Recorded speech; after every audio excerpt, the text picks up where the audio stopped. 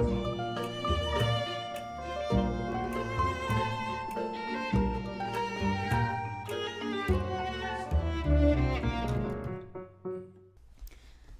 you're watching Dog-Eared Musings, and I'm Monica, and today we're going to be doing a book review of Mona Awad's book, All's Well, her most recent published book, which was published in 2021. So who is Mona Awad? Recently, she was quoted saying that she desires her stories to provide readers with a sense of connection so that they don't feel alone. She regularly has an affinity for writing about characters who are outsiders, whether they're loners in art school or other people who are often overlooked. Mona Awad likes to write characters in that lens. When Mona Awad was a child, she grew up writing skits and made up scenarios, and that really kind of grew her passion to writing poetry, and from there she wrote short stories and long-form novels. As a teenager, Awad was inspired by books written by Margaret Atwood, which is really, really cool because Atwood actually provided a blurb for this novel. So what is All's Well about? This story follows a actress named Miranda whose acting career is cut tragically short when she falls off of a stage in the middle of her performance of Macbeth. So after not being able to act and kind of being stuck in this long series of pain, both neck and back pain,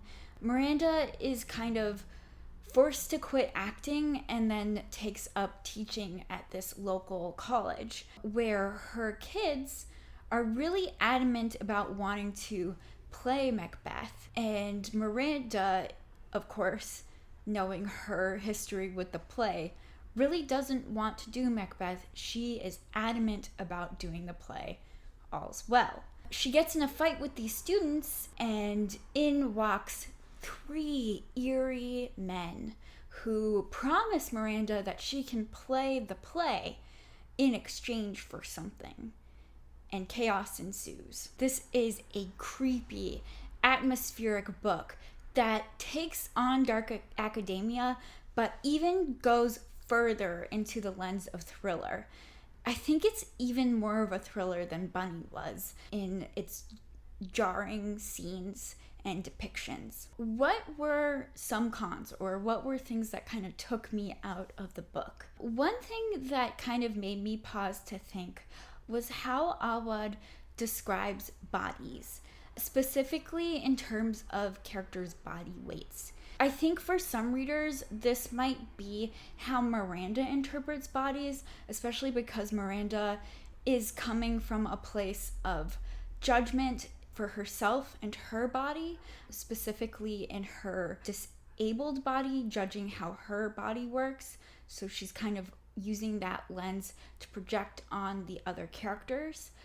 But there were some times when that reflection really made me think, and I wasn't sure if that was Miranda's reflections or if that was Awad's reflections. And it just kind of made me get out of the book for a little bit. Another thing that kind of took me out of the book was the repetition of lines. Now, at first, I thought this was really clever, and I could see why this is used as kind of a device throughout the book to kind of show how the characters decline and to provide a through line for the reader throughout the book. But once it got to halfway through the book, I ended up kind of being frustrated about how many times Awad had to throw in the line "All's Well." Again, I understood why it was done, and it didn't make me want to put the book down, but I didn't think that the repetition needed to happen as much as it did. So what did I love? At the end of the day, if I had to say what one of my favorite books of 2022 has been so far, I think I would say this book, which I know is kind of a hot take since we're almost halfway through the year, but I think that this might be one of the favorite books that I've read so far. One thing that I really loved about this book is Awad's depiction of pain. Now, Awad really tapped into her own personal experiences for these depictions. She herself has experienced a hip and neck injury, which resulted in neurological damage. And she really tapped into that throughout the pages of this novel. I got the opportunity to listen to her do an interview about her experiences in writing about pain and how it's kind of the ultimate lens of horror, because for horror, it's this grappling between the reality of the situation and also what's going on in your mind. And for an aspect like pain, that is kind of one of the most perfect lenses that kind of mimics horror and how we experience horror, whether reading a book or watching a movie.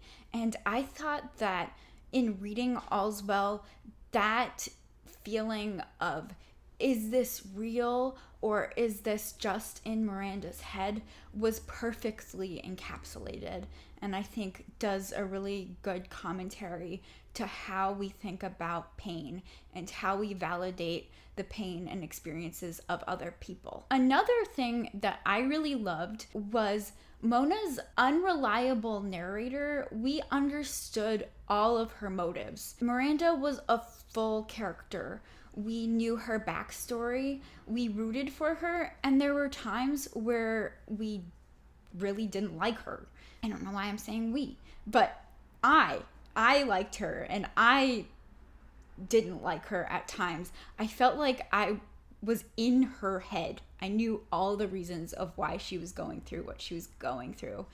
And it made it so that I was really excited to see how the story was going to end, but I also really didn't want to put the book down or for it to end, because it felt like I was losing a friend or a family member by the end of the book because I knew Miranda so well. Another aspect of Awad's writing is just how dizzying and disorienting her writing is. Now, I know for a lot of writers, or a lot of readers, myself included, this is a similar experience to Mona Awad's first popular novel, Bunny, which a lot of readers, after they read that book, a common experience or feeling that I've heard people say is, what the heck did I just read?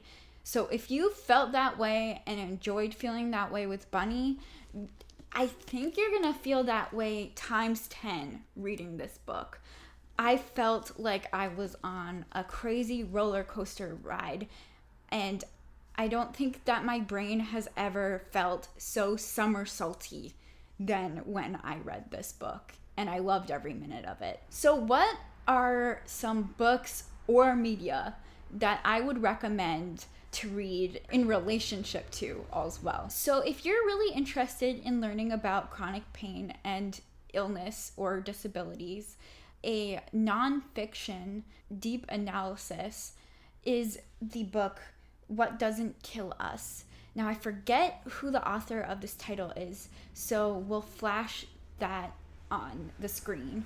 But this is kind of a personal narrative mixed with a journalistic take on how our society kind of views chronic illness, pain, and disability in our society. And it's a really, really hard look, but it's definitely a read that's worth reading. If you're interested in reading thrillers and unreliable narratives, I would suggest reading Other People's Clothes. Now, this is a really fun thriller that has a narrator who you're rooting for, but also kind of not rooting for, and also a really interesting set and kind of a dark academia flavor as well. A piece of media that I would recommend that kind of pairs perfectly with all of this is The Twilight Zone. Now, there's kind of that feeling of what would happen if, or what if you made a trade with somebody who is kind of like an unearthly being or evil. I don't know what I'm saying, but it definitely had those like Twilight vibes. I don't want to say morality tale, but kind of like a similar lesson building lens that didn't feel cringy, that kind of reminded me of that kind of uncanny, uncomfortable feeling that you get from watching those episodes, was something that felt very similar when I was reading this book. So that was my review of All's Well by Mona Awad. Again, I want to thank you for tuning in and watching. We're almost at 200 subscribers, so not to be cringy, but I started an Instagram page for this channel, and our next video, I kind of wanted to do a Q&A. So if you're interested in submitting a question, you can feel free and find us at the Instagram and submit us a DM. I would like to note that my grandma watches these videos, so if your question could be grandma appropriate, that would be ideal. But anyway, without sounding too cringy and YouTubery promotery, feel free to do that if you want. Again, I'm going to say thank you so much for tuning into our little channel. This has been Dog-Eared Musings. I'm Monica, and happy readings.